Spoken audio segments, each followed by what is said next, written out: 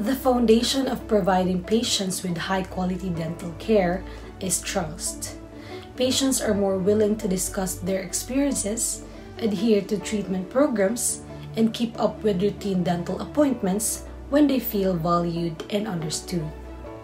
Dental practitioners are able to enhance their services and develop a more individualized approach to care by hearing about their great experiences and distinctive stories.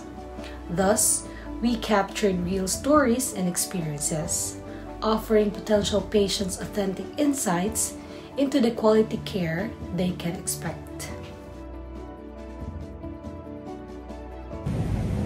Hello everyone, I am Faith Irish P. Bayadog and I am here with a patient who's going to share his past dental experience. So Mr. Navarro, can you share what initially prompted you to seek dental care? And were there any specific concerns or issues that led you to make an appointment? So, 4 years ago, nagsugod mong to ka ng sakit, magmulmul ba niya.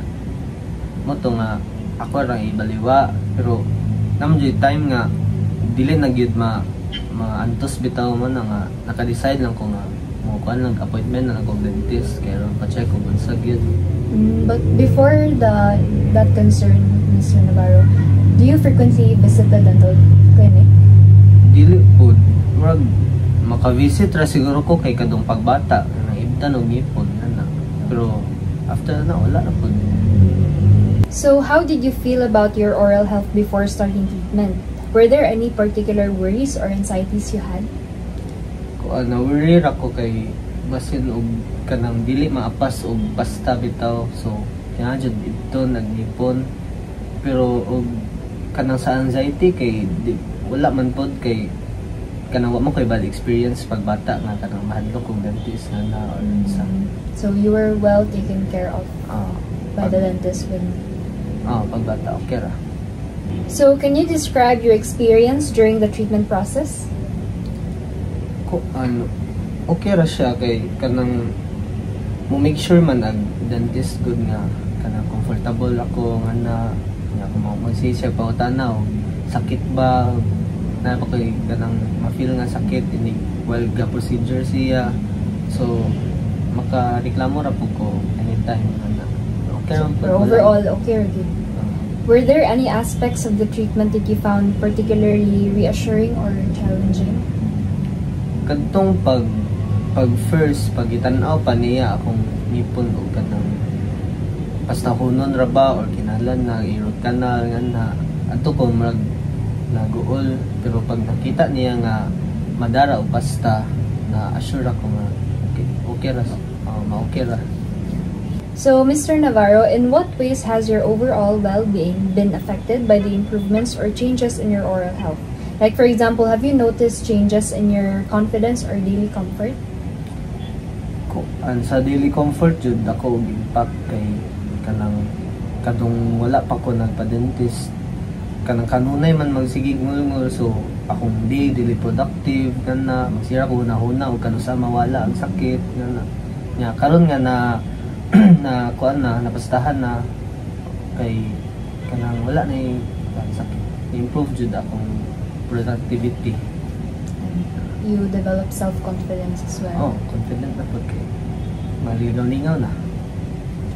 So looking back on your treatment journey, what has been the most significant positive change you've experienced in your life due to improved oral health?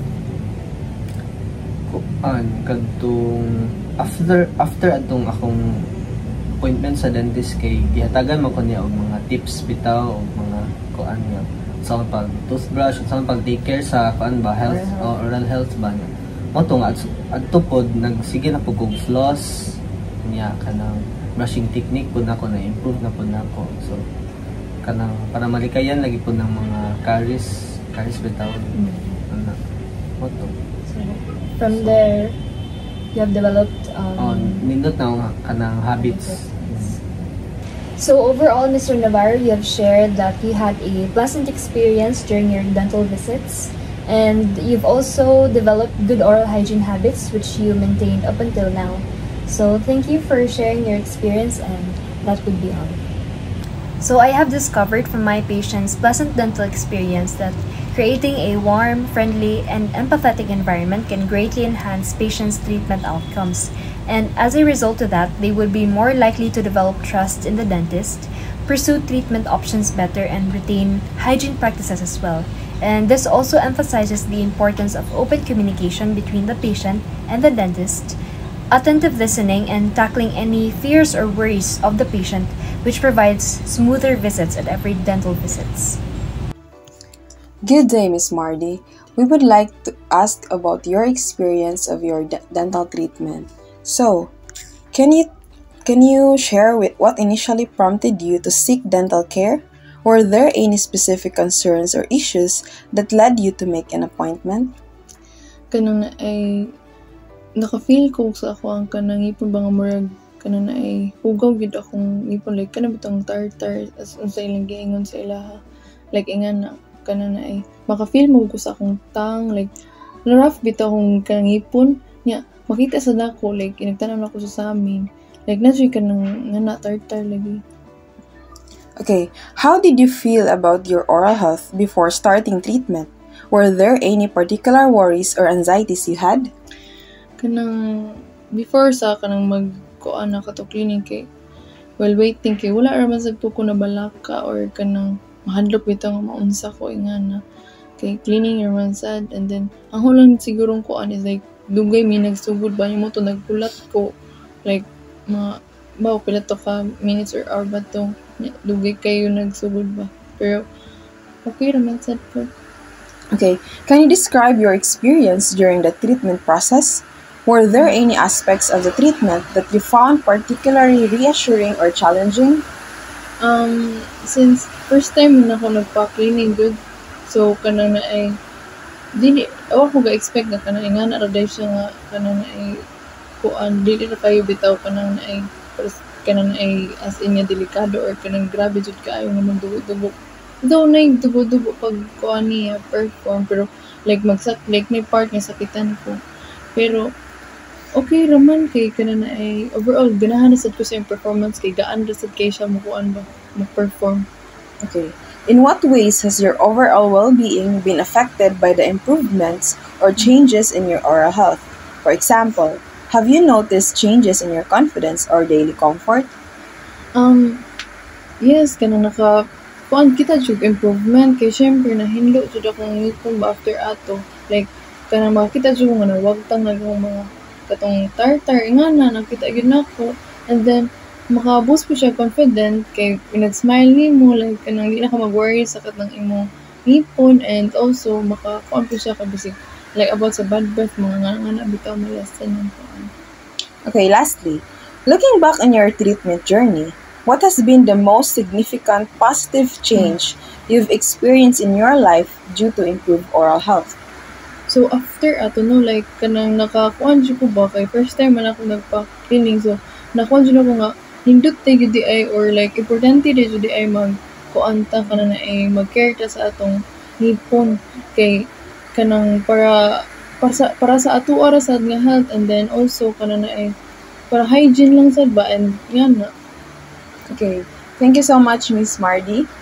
So based on her statement, the patient is aware of her oral health condition, that she has accumulated tartar, which needs professional dental treatment to prevent further oral health issues. She understands that regular dental care is crucial for maintaining oral hygiene and boosting confidence. By addressing her concern that tartar, she will not only mitigate risks such as gum disease and decay, but also enhance her self-esteem, reflecting the ultimate benefit of comprehensive dental care. Additionally, she has mentioned the positive relationship with the dentist during the treatment process, which is important to achieve a successful treatment outcome. Hi! Good day everyone, I'm Gregin Heraldez. I'm with Miss Irish and now we will talk about the dental treatment she received, specifically the orthodontic treatment for 3 years now. Am I right? 3 years? Yes, 3 years. Wow!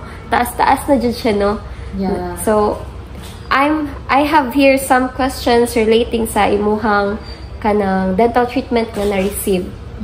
First is, can you share what initially prompted you to seek dental care? Were there any specific concerns or issues that led you to make an appointment?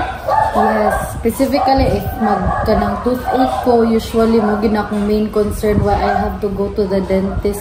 Only if magsakit ra pud akong ngipon. And before ko nag-ortho, I was also kanang experiencing kanang bullying because of how crowded my teeth were before. So naka-experience ka of toothache, then kanang much worse kay bullying pud no. So mao nga nag-seek ka og dental treatment. Yes. Then how did you feel about your oral health before starting treatment? Were there any particular worries or anxieties you had? Yeah, kanang every time nga magpapasta ko or kanang ibot kay makulbaan jud ko. Kay I know nga the procedure is very painful labi na if na injection involved. And after treatment anak kay maghubog kay sa naong nya dugay kayo ang healing ba.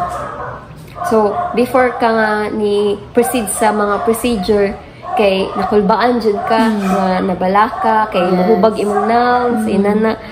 Then can you describe your experience during the treatment process? Were there any aspects of the treatment that you found particularly reassuring or challenging?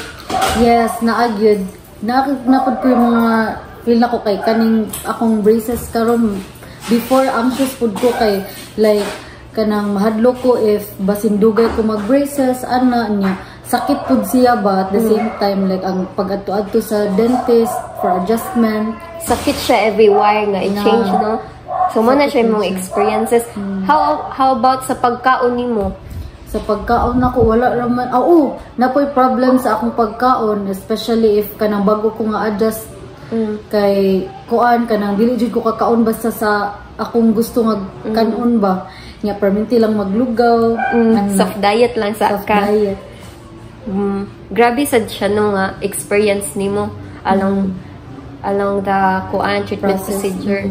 Pero kanang sa iyahang treatment procedure sa journey nimo naa kay makita nga ma-reassure ka ba? Reassuring sa imong side.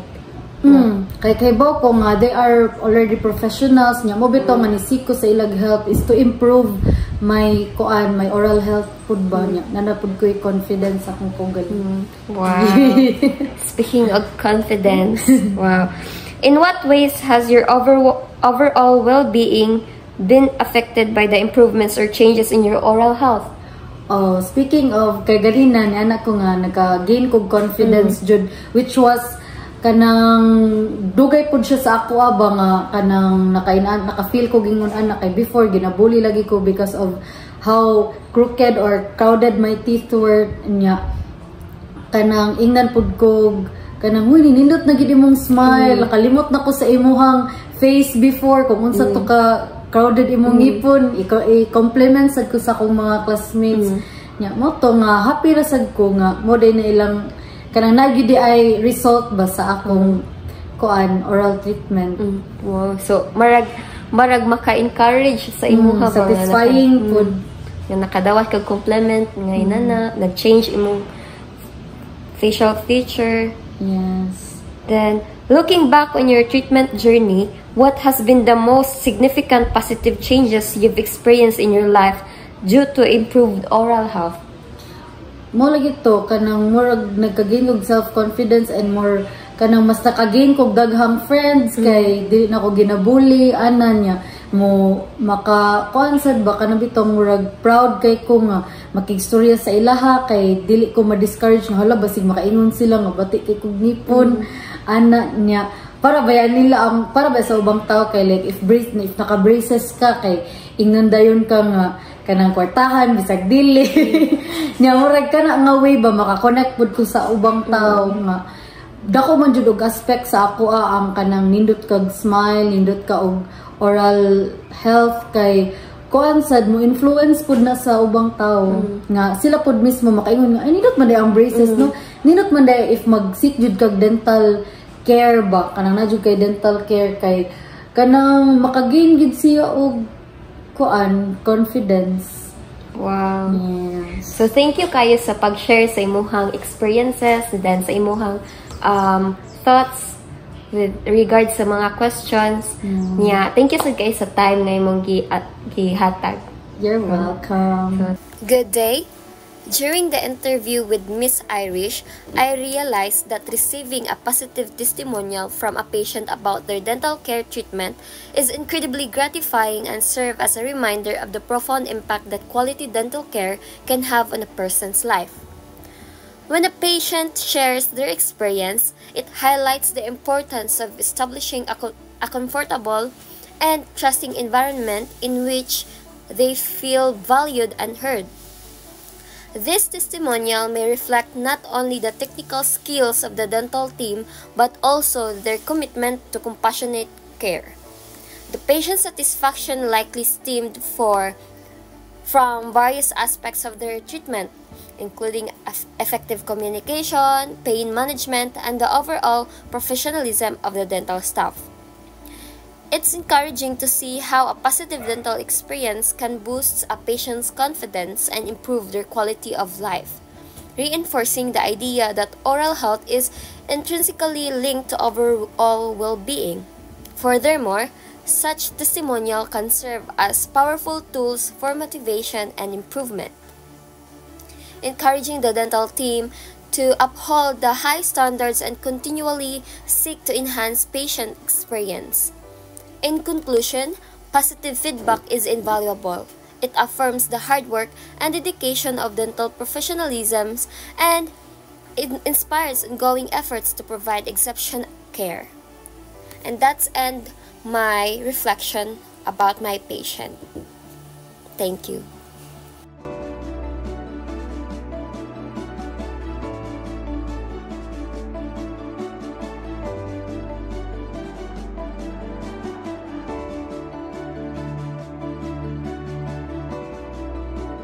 Good day, Ms. Maglinte. We would like to ask your opinion about the experiences of the 3 patients that we interviewed. Okay, so for patient 1 who received restorative treatment, he has no worries or anxieties during the procedure as he has trust towards a dental practitioner. After the treatment, he said that it would improve comfort and said that it was a pleasant experience. For patient 2 who received oral prophylaxis, there were no concerns or anxieties experienced attributed to a strong trust in the dental clinician. She mentioned that to receive this treatment would improve her oral hygiene and characterized the experience as positive. For patient 3 who was treated with orthodontic care, there were initial feelings of concern. However, the patient expressed that the successful completion of the treatment would successfully bolster self-confidence and ultimately regarded the experience as good. Okay, thank you, Ms. Maglinte. Building strong bonds with patients and earning their trust are crucial to providing dental care and gaining their steadfast support. It is more probable for patients to share their success stories and inspire others to seek treatment when they feel truly cared for. In addition to creating a network of support, showcasing these fulfilling experiences and distinctive patient journeys highlights the value of individualized compassionate care. In the end, making an investment in patient relationships benefits treatment outcomes, increases patient loyalty, and builds a more reliable practice. And that would be all. Thanks for listening.